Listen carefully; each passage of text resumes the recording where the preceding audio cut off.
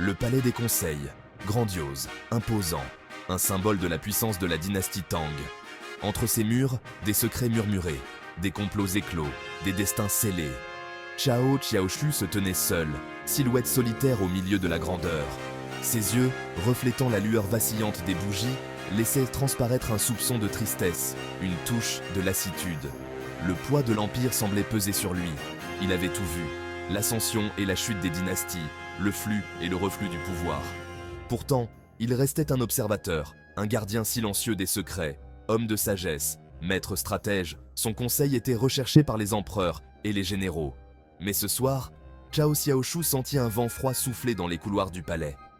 Il portait avec lui le parfum du changement, la prémonition d'une tempête qui se préparait. Il pensait au jeune empereur, naïf et confiant, une marionnette sur le trône, manipulée par ceux qui aspiraient au pouvoir. Il pensait aux fonctionnaires ambitieux, leur avidité masquée par des sourires et des flatteries. Et il pensait à la princesse Li Yu, son esprit intact malgré des années d'enfermement. Son crime? Avoir osé aimer un homme que la cour jugeait indigne. Un amour qui menaçait de rompre le fragile équilibre des pouvoirs. Chao Xiaoshu soupira, son souffle se transformant en buée dans l'air frais. Il savait que la princesse recherchait son aide, ses conseils. Mais comment pouvait-il, simple conseiller, défier la volonté de l'empereur, les dictates de la cour? Il arpentait le sol de pierre froide, l'esprit en ébullition. Loyauté, devoir, liberté. Ces mots résonnaient dans ses pensées, le tirant chacun dans une direction différente. Un léger bruissement interrompit sa rêverie. La princesse Li Yu émergea des ombres, les yeux emplis d'un mélange d'espoir et de désespoir. Ses robes de soie autrefois éclatantes pendaient sur sa silhouette frêle, témoignage du tribut que son enfermement lui avait coûté. « Maître Chao » commença-t-elle, sa voix à peine un murmure. « Je viens à vous en quête de conseils, d'un moyen de sortir de cette cage dorée. » Ces paroles, empreintes de désespoir, tirèrent sur le cœur de Chao Xiaoshu. Il connaissait la princesse depuis son enfance, une jeune fille brillante et pleine d'entrain, débordante de vie et de rire. La voir ainsi, son esprit affaibli mais non éteint, le remplissait d'une profonde tristesse. « Princesse » répondit-il, la voix douce mais ferme. « Vous savez que je serai prêt à remuer ciel et terre pour vous. Mais la parole de l'empereur est loi. Le défier, c'est s'exposer à la ruine. » N'y a-t-il aucun autre moyen, Maître Chao? Dois-je passer le reste de mes jours emprisonné, mon esprit se flétrissant lentement? Ces mots firent écho en lui. Il avait toujours cru en la loyauté, en l'idée de servir l'Empire avec un dévouement indéfectible. Mais à quoi bon la loyauté si elle impliquait de sacrifier le bonheur, la liberté d'une âme innocente? Il regarda la princesse, le visage marqué par le désespoir, et sut qu'il ne pouvait l'abandonner à son sort.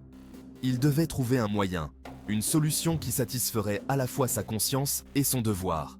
Il y a peut-être un moyen, mais il est semé d'embûches, un pari qui pourrait nous coûter tout ce que nous avons. Dites-moi, Maître Chao. Je suis prête à tout risquer pour un avant-goût de liberté, pour une chance de vivre, d'aimer à nouveau. Ces paroles résonnèrent profondément en lui. La liberté, un concept si simple et pourtant si insaisissable, surtout entre les murs du palais impérial. Il avait toujours accordé une grande importance à la liberté de penser, de dire ce qu'il pensait, de choisir sa propre voie. Mais en tant que conseiller, sa vie était régie par le devoir, chacun de ses actes dictés par les caprices de l'empereur. Et pourtant, il n'avait jamais vraiment renoncé à sa liberté. Il avait simplement choisi de l'utiliser pour servir un but plus élevé, la stabilité et la prospérité de la dynastie Tang. Mais aujourd'hui, face au sort de la princesse, il était contraint de se confronter aux limites de sa propre liberté. Était-il vraiment libre s'il ne pouvait utiliser son influence pour aider ceux qui lui étaient chers, pour lutter pour la justice et la droiture? Il regarda Li Yu, son regard empli d'un mélange d'espoir et de crainte. Il savait que le chemin qui les attendait serait périlleux. Mais il savait aussi qu'il ne pouvait rester les bras croisés tandis qu'une âme innocente souffrait. « Très bien, princesse, je vais vous aider. Mais vous devez me faire confiance aveuglément et suivre mes instructions à la lettre. »